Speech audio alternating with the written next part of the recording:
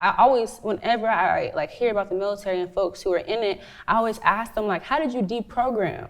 You know, and like how, like, because when you're part of a system that, you know, tells you that you are now a number, that you are a soldier, that you really are someone who is enslaved to this fascist system or whoever the fuck you're fighting for, you know what I mean? It's like, how do you come back home and like separate yourself from that? See, but I guess because I wasn't in it that long, I was only in there for 5 years, you know, that, and I already, when I went in to the military, I went in with the attitude that I didn't want to be here in the first place.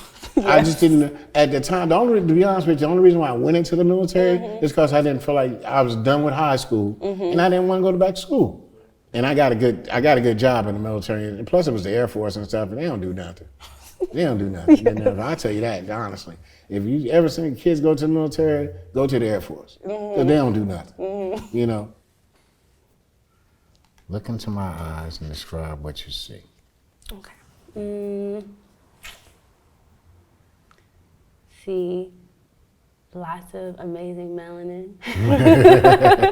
I see the face I've seen since I was a little baby, and your face has always looked like this, which is so funny. So, you know, black don't crack. Right. I see really, really kind eyes. Wow. I don't know, I see grandma. I definitely see grandma in your face, just here. I wish I knew what tribe I see, but I just see like ancestry, you know, like especially like in your cheeks and stuff like that. Yeah, you know, because like, you know, different cultures do scarification and stuff like that in the face. I can just see that in your face.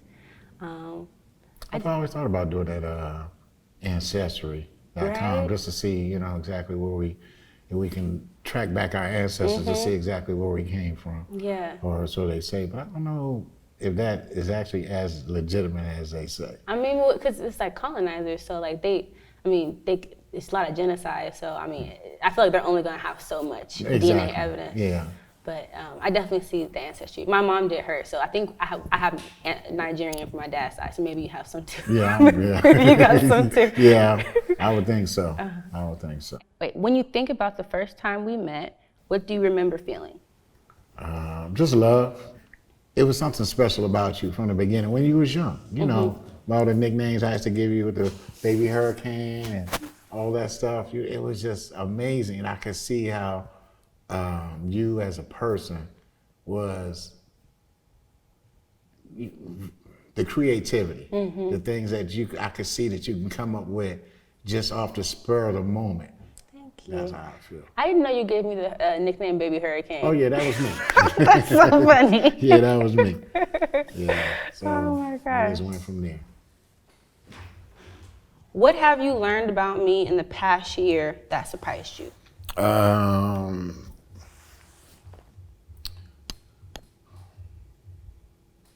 Well, it surprised me that when we had that conversation about you writing a book.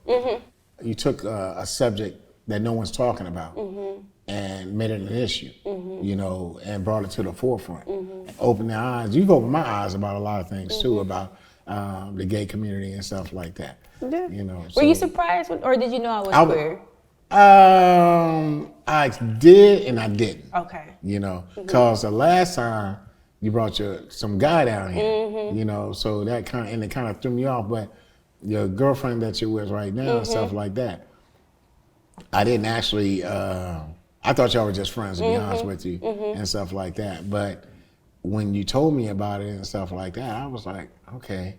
It was kind of shocking, you know. It didn't make me love you any less and stuff like that, but it was just how you handle it, you know, is different than, you know, I've seen. You know, you're still your person. You know, it didn't change you, or you didn't, you know, go all RuPaul or something like that. I'm RuPaul sometimes, just a bit. It was funny because I called my dad, like, to come out to him to tell him that I was queer, and he gave me this whole long speech about how I was his seed from his loins, and he didn't care and everything, and it was great. But I was trying to explain to him, cause I identified for bi as a long time, but I don't date men anymore, so just women and folks of other genders and things like that. But as a kid, my sister used to always tell me like, "You're gay, and I know it. So when you know it, let me know." And I would just be like, "Dang, this is so aggressive." But I was always curious. But she was in the house with me, so I'm always curious to see how other folks like in the family thought. So because when I told.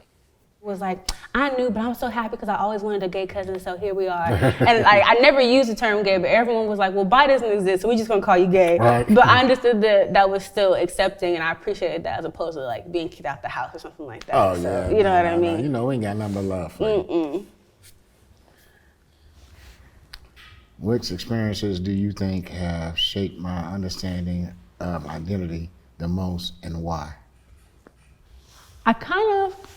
So my number one thing that I feel like may have shaped your identity is like, I don't know what your experience in the military was, but it wasn't that great. Wasn't that great? No. Yeah, and so I don't know if it was. Do you feel like that was a big factor in your life? It was a learning experience. Okay. It taught me that I don't like taking orders from nobody.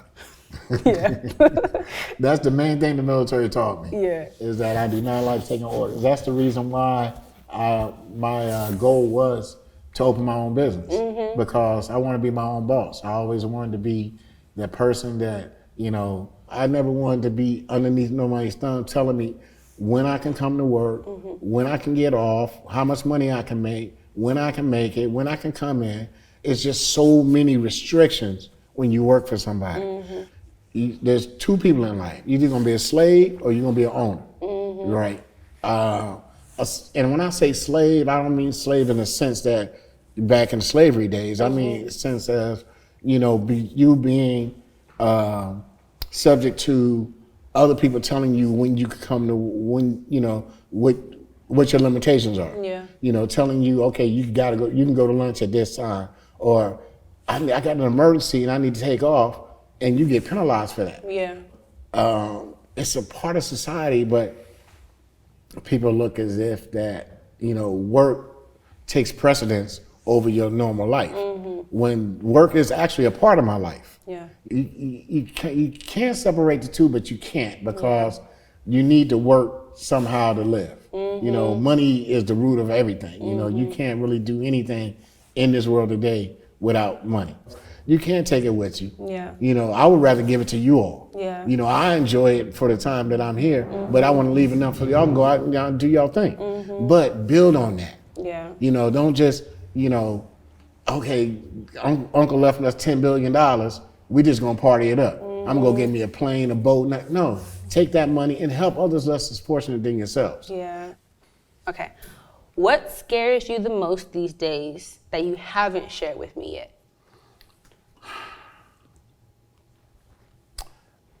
That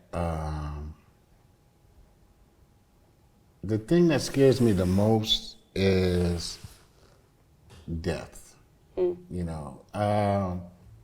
just scares me that before I could make sure that everybody is good and all of y'all are together and unified, that y'all always know that y'all can count on each other, that I will be gone before that happens, because your grandmother was like the glue in our family, was like next in line. Now both of those are gone. I feel like all the responsibility is laid on me now to make sure that our family stays together. And I feel as though that if something happened to me, that the family would break up. Whereas that worse than it is. I'm hoping that you and your cousins and your sister and your brother and stuff like that, that y'all always stay united. And then when y'all all have children and stuff like that, that y'all would make sure y'all bring your kids together like we did for you all. To make sure that y'all knew each other and y'all, built that bond and knew one another and grew up together. That was probably like the scariest thing. Yeah, I mean, it's interesting because we have a lot of similar goals. I know we're on different spectrums and stuff, but my dream is to save up money, which I'm doing, purchase some land in Georgia or get a house and just have it be a family house. There's a lot of babies, you know? They gotta go somewhere so they can bounce off the walls and shit. Like, you know what I mean? So we can have the family dinner. So I think that, you know, the fact that, you know, we're on the same page about that, like, even though I'm younger, I still wanna be able to support you in those things, because I have the same vision, you know? And I feel the same way. Like, when I came to Atlanta and I didn't have like my dad's house to just go and lay on the couch at, like, it took me a couple months to just like unfuck my mind, you know what I mean? I was so, like, I felt dispossessed. And I'm already a Black person, so I'm already dispossessed. So like, when I don't feel like I have a family home, I just kind of feel like, where do I go? Where can I go? And I think that in general, just, you know, having that space and having like the desire across the family to know, okay, it's holiday time, like, let's do a Kwanzaa thing, let's do so-and-so, like, you know, it's your birthday, what we gonna do? You know, that's something that I wanna continue to maintain. So I know that, like, you as an elder, of course, you're gonna always, you know, take that and like lead the charge, but I am right behind you, my little flag, you know what I mean? I really wanna do the same thing. And my goal is to really, you know, get some of that wealth back, you know, get that money back in my pocket and reinvest it into our lineage, because that's how we stay alive, you know? So I think that, like, yeah, you know, death is scary, but I really do appreciate Auntie Q, who told me, like, you know, we have to plan. We have to plan for transition, because it's not just some poetic thing that happens one day. There's paperwork and there's policy and all type of crazy stuff. So the fact that you're even willing to like admit a fear of like mortality or speak it out loud, to me is just a confrontation that is really peaceful to me. Because I think that the worst thing we can do is be afraid of it and then not face it and not talk about it, because that doesn't mean it's not gonna happen, you know? It can happen for anybody. So we're gonna continue to, you know, get you some homeopathic remedies, some naturopathic stuff, but also too, just like, you know, staying together and planning, family planning is just so important. So yeah, I'm definitely with you on the whole legacy of that. I don't want you to feel like that's by yourself, because I'm trying to get this white people money. I'm trying to take it, you know, I'm trying to flip it, reinvest, and make sure that we have some type of sustainability as well. So that's my goal. I'm gonna get some land, like, you know, period. Right.